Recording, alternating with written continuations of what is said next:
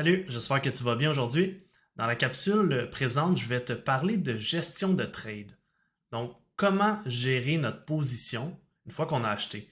Ça nous est tous déjà arrivé de prendre position, puis ça va pas exactement comme on avait anticipé, donc il n'y a peut-être pas la continuité du breakout ou ça zigonne un peu, ça niaise, ça pousse pas. Puis là, on se questionne à savoir qu'est-ce qu'on devrait faire. On monte-tu notre stop? Est-ce qu'on sort une partie de notre position? Est-ce qu'on fait juste patienter? Donc, il y a plusieurs scénarios, plusieurs options possibles. Puis, on va voir ensemble un petit peu aujourd'hui c'est quoi les possibilités, qu'est-ce qu'on devrait faire aussi. Puis, c'est important par contre de savoir qu'il n'y a pas une seule réponse. Donc, j'ai mentionné différentes options. Elles peuvent toutes être bonnes dans différentes situations. Puis, évidemment, plus qu'on a de connaissances, plus qu'on a d'expérience aussi en trading, mieux ça va nous aider dans ces situations-là à savoir quoi faire.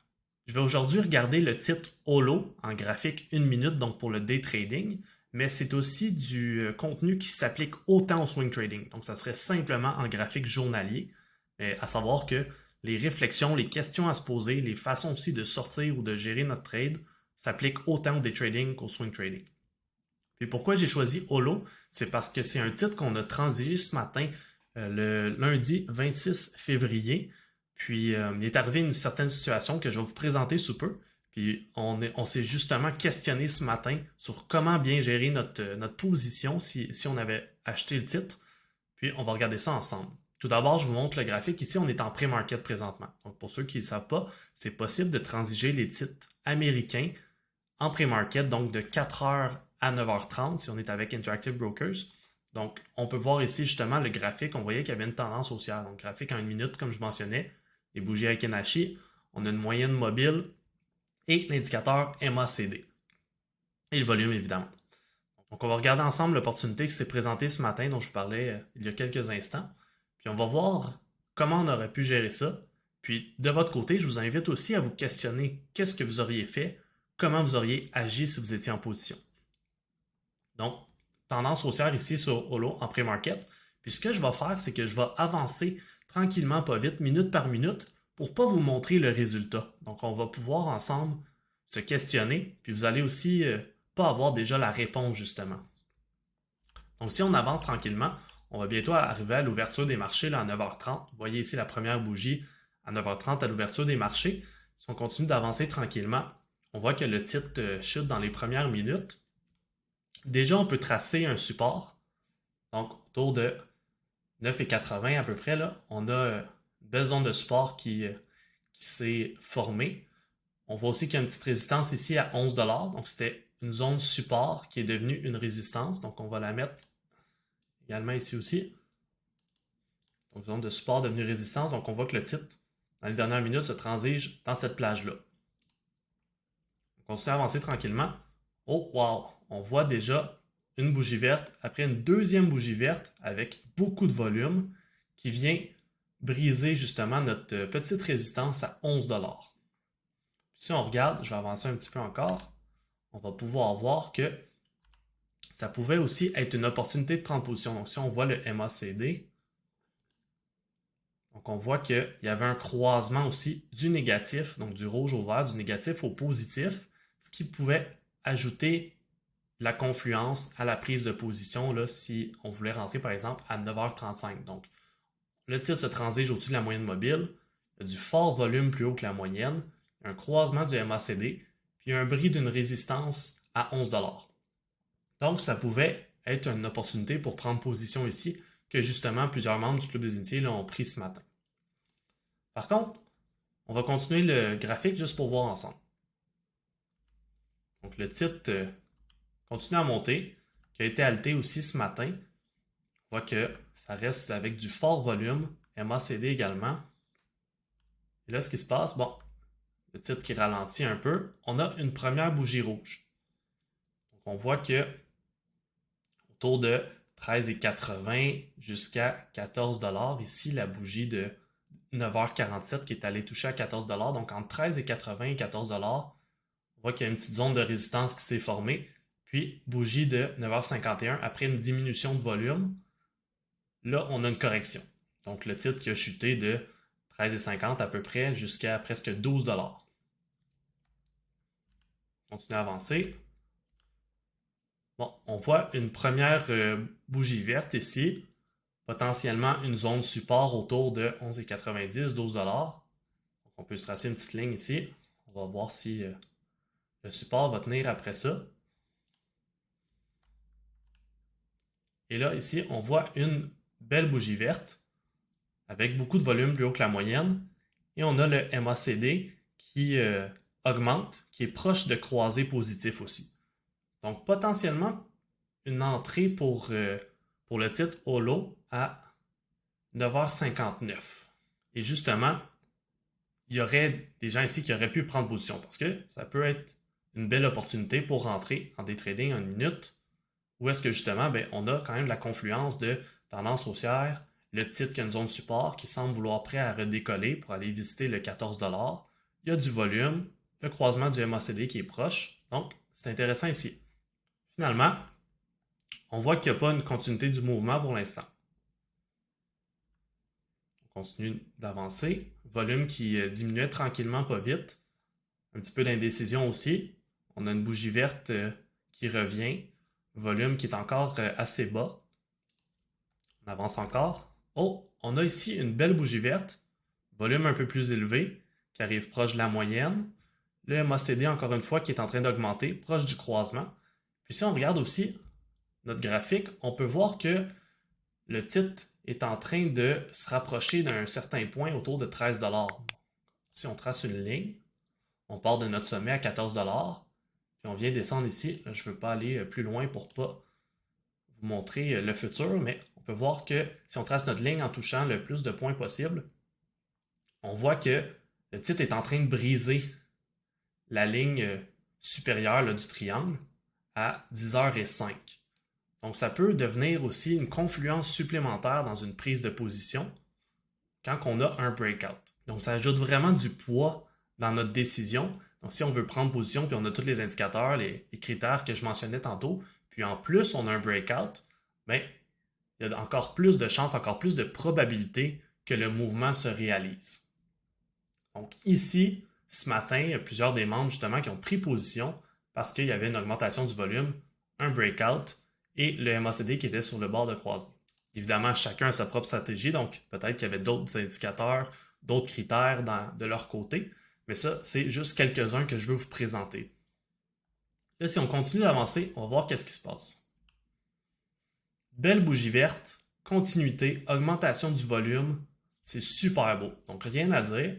On voit que le sommet de la bougie à 10h06 est à 14$ aussi. Donc on vient toucher le sommet qu'on avait atteint quelques minutes plus tôt à 9h47 à 14$. Donc là, on veut voir si le mouvement va se poursuivre, puis on va aller faire un nouveau sommet. On avance. On voit que la bougie suivante, volume un petit peu moins élevé, et encore le sommet qui est à 14$. Donc on n'a pas réussi encore à briser le sommet à 10h07. On avance une autre bougie, 10h08 maintenant, sommet qui est encore à 14$, qu'on a été le toucher, mais on n'est pas capable de franchir la résistance de 14$. Donc là, je vais enlever la ligne ici, simplement pour notre graphique. Puis, on se rend compte qu'il y a vraiment une résistance là, à 14$, parce que ça fait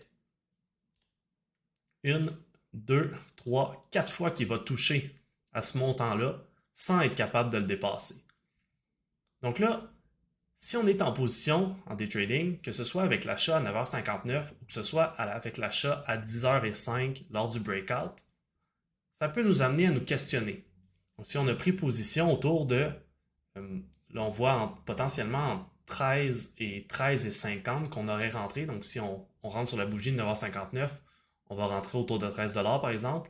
Si on prend le breakout, ça serait potentiellement autour de 13,40, 13,50 quand il va dépasser le sommet de cette bougie-là ici.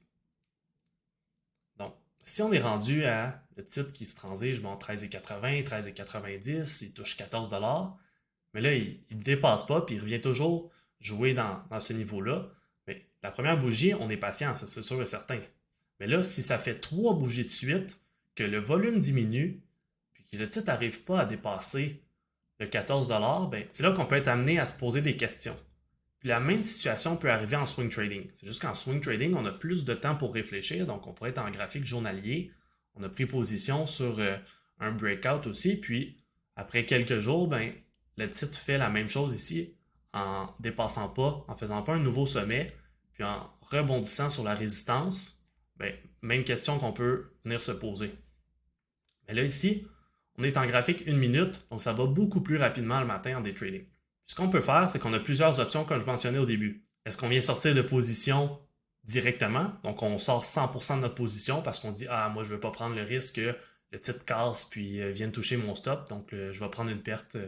Au lieu de prendre une perte justement, ben, je vais prendre un petit profit ou sortir à break-even. Donc je vais être sûr de ne pas prendre de grosses pertes potentiellement si le titre casse d'un coup par en bas. Donc c'est une des options possibles. L'autre option, ça peut être de sortir une petite partie de notre position. Donc, on prend peut-être un petit peu de profit. Donc, comme je mentionnais tantôt, on est peut-être rentré un petit peu plus bas. On prend 2-3% de profit. Puis, on monte notre stop à break-even. Donc là, on a des profits. On a notre stop loss à break-even. Donc, techniquement, on devrait finir avec soit un petit profit, si jamais on se fait stopper, ou un plus gros profit si jamais le titre brise la résistance. Donc, c'est une autre option aussi qu'on peut faire.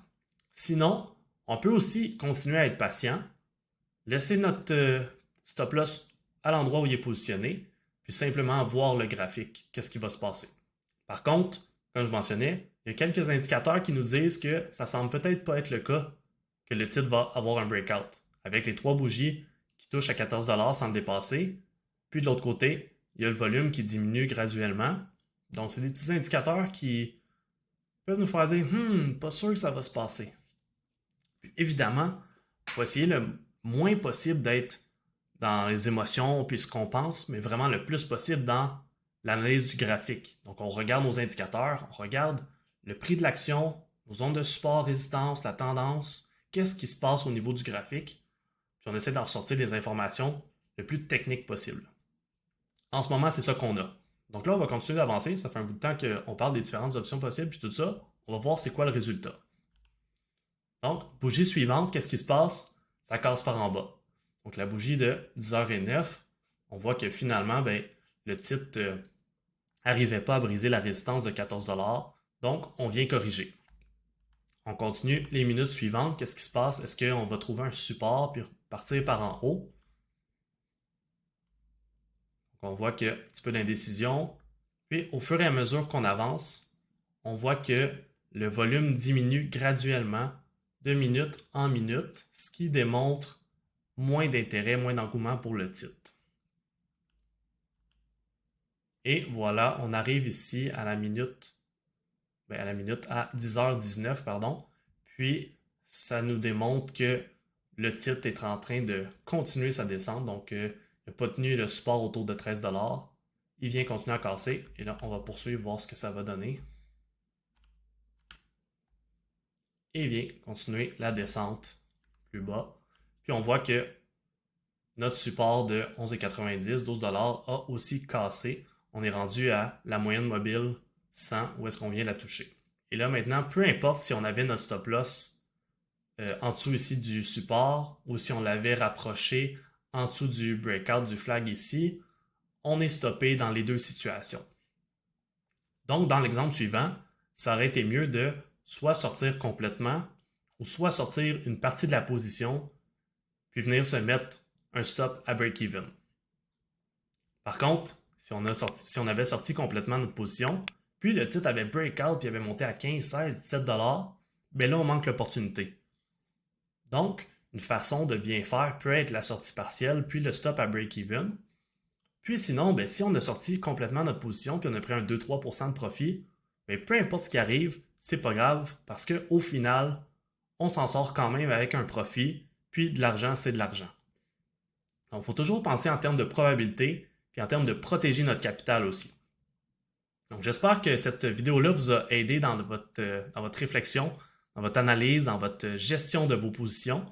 Je vous invite à la réécouter, prendre des notes, vous questionner aussi sur qu'est-ce que j'ai mentionné, les différentes options qui sont possibles aussi, puis à regarder après ça dans votre trading comment vous gérez vos trades, vous. On se revoit dans une prochaine capsule. À bientôt.